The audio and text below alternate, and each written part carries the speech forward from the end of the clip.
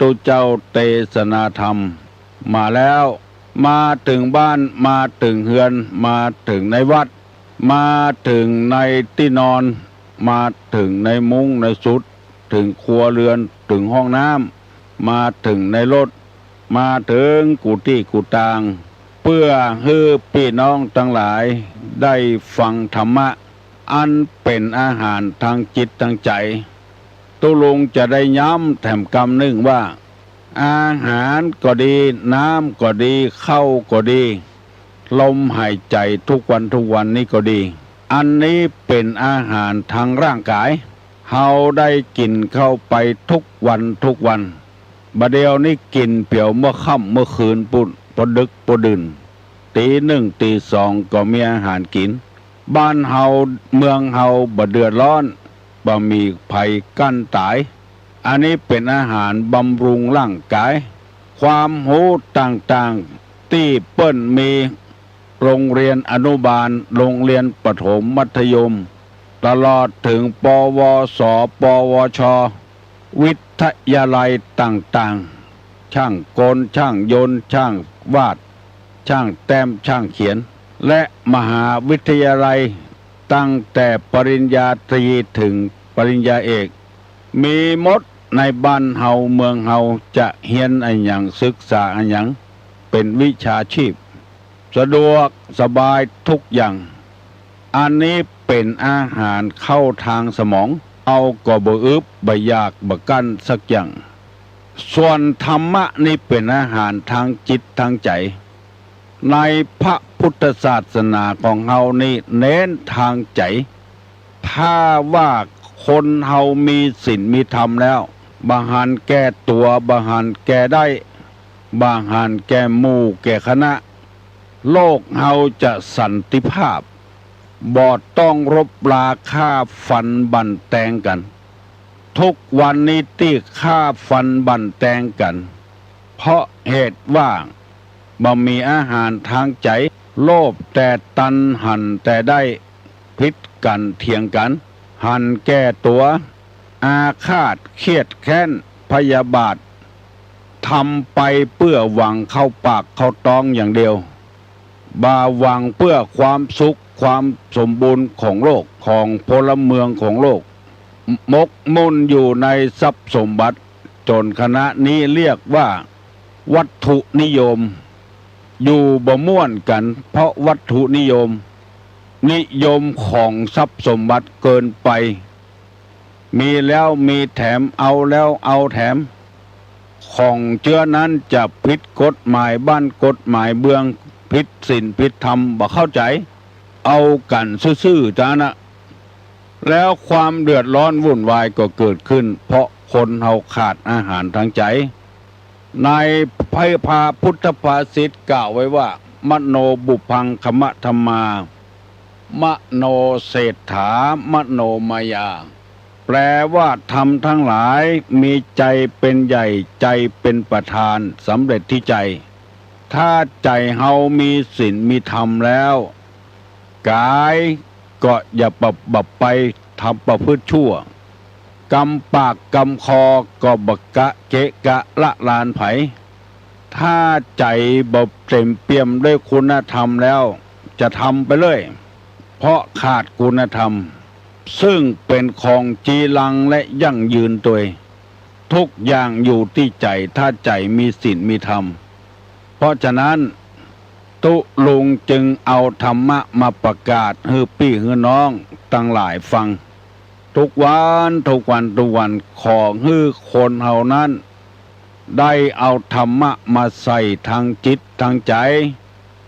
คือหนักๆแล้วสันติภาพจะเกิดขึ้นในบ้านในครอบครัวในประเทศชาติบ้านเมืองถ้าบ้านหลังใดขาดคุณธรรมศีลธรรมบ่มีไอ้อย่างป้อนเข้าโรงงานมันก็จะวุ่นวายอย่างที่เอาหูเอาหันกันนอกอกนอกใจกันบ่เบ้อ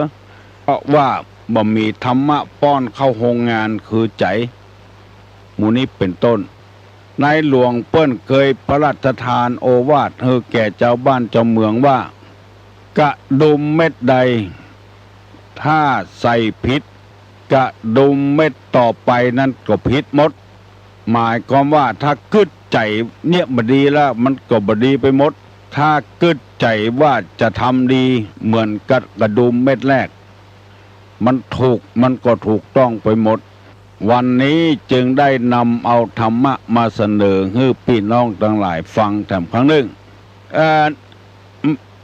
เคยมีคนโทรศัพท์มาถามว่าขอให้ตุลุงเล่าเรื่องเศรษฐีขี้จิแล้วไปตายไปเกิดเป็นหมาก็เพราะใจมันขี้จิใจมันตนีแล้วไปเกิดเป็นหมาเฝ้าทรัพย์สมบัติตัวเองนิยายธรรมะเรื่องนี้ชื่อว่าโตไทยพรามเกิดมาท่ามกลางพ่อแม่ที่มีทรัพย์สมบัติมหาศาลแล้วพ่อแม่บ่กินบ่ทานสักอย่างแม่ตายไปก่อนเหลือกระป๋องจะกินกัวผานจะตานกัวเสี่ยงมีถลายคำอันหนึ่งเปิ้นห้องถลายมันจะเป็นธาตุในการทลาดธาตุทองคำจะเอาฮื้อไผ่กบเปิ้นหูเอาไปฝังไว้ปรากฏว่าภายหลังโตไทยพามนี่ตายแล้วไปเกิดเป็นหมาแล้วอยู่กับลูกสาวของตัวเองหมานั้นก็หูกำจำเนี่ยยังก็เนี่ยได้หมดตามนิสัยของหมาปกติหมานี่เปิ้นจะเห่าจะคางงงหมาตัวนี้ห้องบ่เหมือนเปิ้นห้องงืดห้องตึงวันเจ้าของหมาอันเป็นลูกในอดีตเมื่อเป็นคนก็ห้องอยู่หั่นน่ะก็เลยถามบ้างมาเฮ้ยไปห้องอย่างจังอันเป็นจะใดมันก็ห้องงึ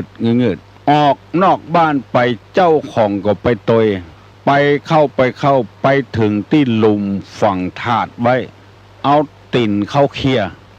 คดยังเขาหันมาคดหูเนี่ยคดดมเจ้าของมาก็ว่าไอ้อย่างมีสักอย่างกล้า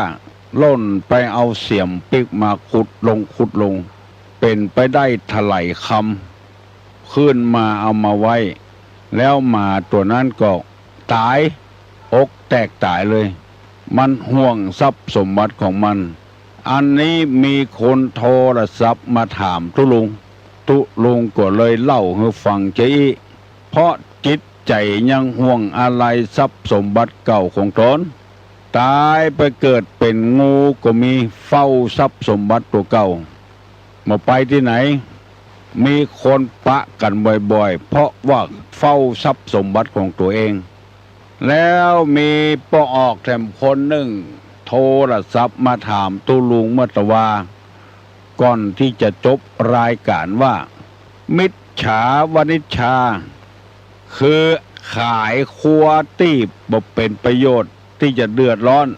ในพระพุทธศาสนาเปิ้นว่ามิจฉาวณิชชาวณิชชานี่คือค้าขายมิจฉานี่ของบดีในฐานะที่เราเป็นชาวพุทธอยากจะให้ใสสะอาดขายไอ้อย่างพ่องที่มันบดีเมื่อตะวานี่ตอบไปได้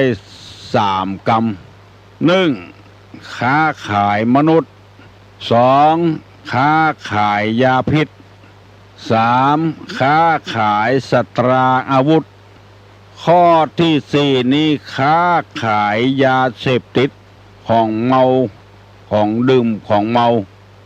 5นี้ค้าขายสัตว์ที่เปิ้นจะเอาไปฆ่ามี5 ข้อด้วยกันเพราะลูกสาวเปิ้นต้องการใครฟังแล้วจะเอาไปตอบในโรงเรียนมี5 ข้อด้วยกันเอาคนไปขายค้าขายมนุษย์ค้าขายยาพิษต่างๆที่กินเข้าไปสาบเข้าไปแล้วตายค้าขายสตรางอาวุธขายหอกขายดาบขายปืนค้าขายของมึนเมามีสุรายาเมาค้าขายสัตว์ที่เปิ้นอย่าไปฆ่า ในฐานะที่เป็นเฮาชาวพุทธควรงดเว้นขาย5อย่างนี้ เพราะแต่ละอย่างนั้นมันเป็นพิษเป็นภัยล่อแหลมต่อชีวิตเป็นอย่างมากเอาคนไปขายจะไปขายโดยวิธีใดก็ตามขายคนต่างด้าวเอามาขายต่อเอาคนบ้านเฮาจุเอาไปซาอุดิอาระเบียเอาไปจอร์แดนเอาไปที่ต่างๆไปถึงแล้วมามีงานเปิ้นทำจุเปิ้นเอาไปว่าเวอยู่ในบ้านเมืองเปิ้นอันนี้เปิ้นบอกว่าเป็นบาปเป็นกรรมอันหนักลองคิดใจกวยถ้าเปิ้นเนี่ยฮือเฮาเชื่ออันแล้วเฮาจะเป็นใจเป็นเชื่อใดพ่องจะว่าเวอยู่ในต่างประเทศบ้านเปิ้นเมืองเปิ้นไปถามไผอู้ก็บ่ฮู้เรื่องอันยังมีที่ไหนก็บ่ฮู้เรื่องว่าเวอยู่ต่างบ้านต่างจองบุคคลคนนี้ถ้าทำเจออี้ได้จะฆ่าลูกได้ฆ่าเมียได้ฆ่าพ่อฆ่าแม่ได้กาขายมนุษย์หรือจุละอ่อนไปขายไปบำเรอบำรุงคนที่มีกามารมณ์รุนแรง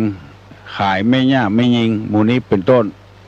อันนี้เป็นค้าขายมนุษย์ทั้งนั้นในฐานะที่เขาเป็นเจ้าพุทธเปิ้นบอกว่าอาชีพที่เป็นมิจฉาชีพมาควรที่จะดีทำอาชีพทุจริตเดือดร้อนลองคิดใจดีๆเนอะบางคนก็บ่เคยได้ยินกำเตื้อนะบอกว่ากินหัวคิ้วหัวเคิวนี่ก็แม่นกันหมดอะกาขายมนุษย์หมดกินแห้งเพิ่นตัวบ่ได้ออกบ่าออกแหงใจสมองทุจริตอย่างเดียวขอฮือได้สตางค์เป็นดีกันบุคคลที่เฮาขายไปแล้วจะทุกข์จะยากจะลำบากลำบนเต้าใดถ้าเปิ้นจุเอาลูกเฮาไปขายเฮาจะเจ็บใจก็เฮาจะม่วนใจก็เฮาบ่ได้กึดลองเป็นลูกเฮาหลานเฮาหรือว่าจุเมียเฮาละจากเฮาไปมันจะว้าเวขนาดไหนบุคคลจำพวกนี้เปิ้นว่าคบหาสมาคมบ่ได้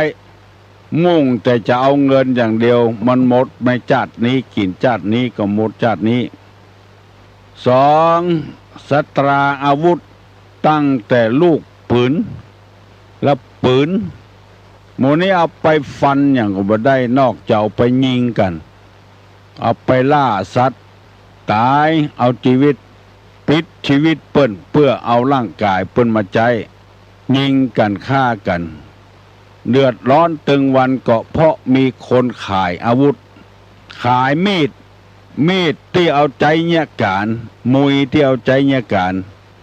อันนี้คงจะบ่เป็นหยังมีดแถมอย่างสปาร์ตาการอย่างการนี่มันเอาใจกันยังบ่ได้นอกจากจะไล่ฟันกันอย่างเดียวอันนี้เปิ้นว่าเฮาบ่ควรเอามากามาขาย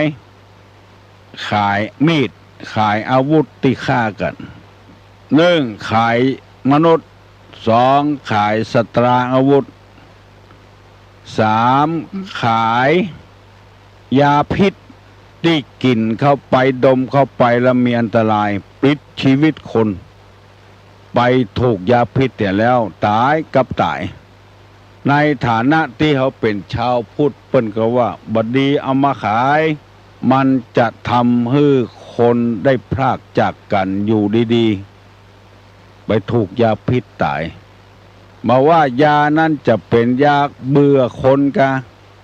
เบื่อสัตว์กะเบื่อปู่เบื่อป่าก็ตามถ้าเราเป็นชาวพุทธที่เคร่งครัดต่อศีลต่อธรรมบอดดีเอามาขายแล้วมีแถมอันหนึ่งเรียกว่าขายสุรายาเมากินไปแล้วมันมาสร้างสรรค์หัวกินก็มาเดือดร้อนกับเมีย เมียกินก็เดือดร้อนกับลูกกับเต้าตุเจ้ากินแถมซ้ำให้คุณงามความดีที่ทำมาสร้างวัดสร้างวาหมดลึงตุเจ้าเมาเหล้ากินเหล้าบ่ฮู้เรื่องฮู้ราวอย่างสักอย่างสเปะสปะอยู่ในวัดหันจ้างตัวเต้างูหันงูตัวเต้าจ้างกินเข้าไปแล้วเพอสติทำให้สติ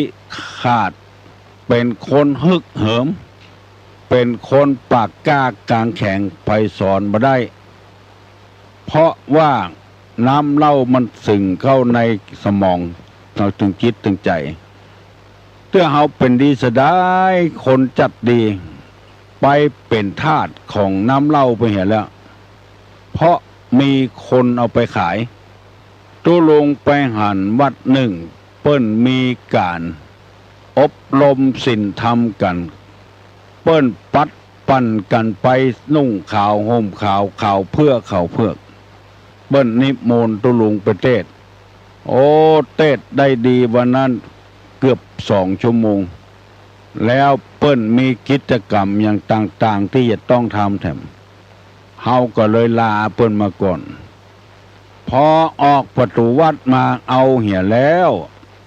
ตั้งโต๊ะขายเหล้าซุ่มกะหันเป็น10 ป่ายเปิ้นไปฟังเทศบ่ไปนั่งแวดวงเหล้าแมะกำแพงวัดนั่นละอันยังเป็นลำเป็นเรือมันบ่มีอาชีพที่จะต้องทำนะกะมันน่าละอายเฮือตัวเก่าน่าละอายเฮือเจ้าหมู่ไผก็ไปวันนั้นไปปะใส่ร้านเหล้าตุลงว่าต้องพิจารณาเหียก่อนมันอาจจะได้สตางค์ละเพราะว่าขายดีอะเพราะว่าวันนั้นบ่เปิ้นบ่ขายลูกจิ้นขายปลาบึก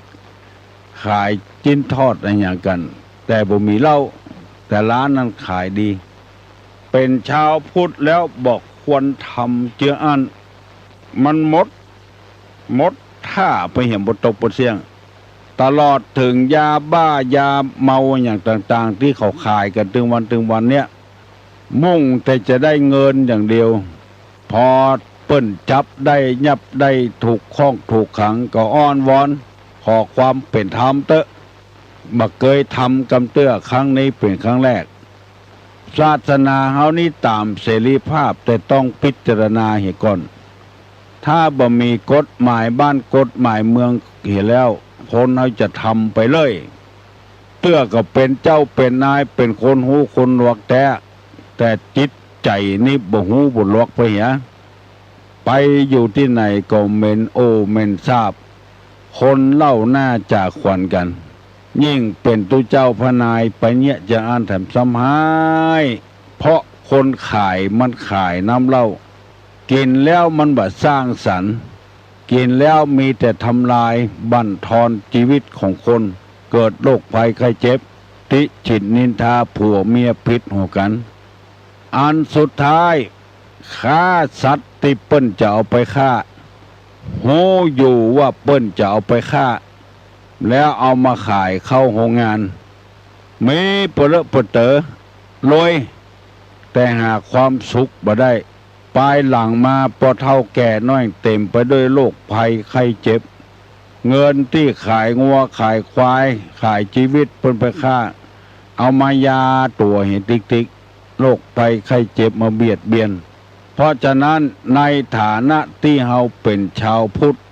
เป็นพุทธบริษัทเป็นลูกของพระเจ้าแผ่นดินลูกของพระพุทธเจ้า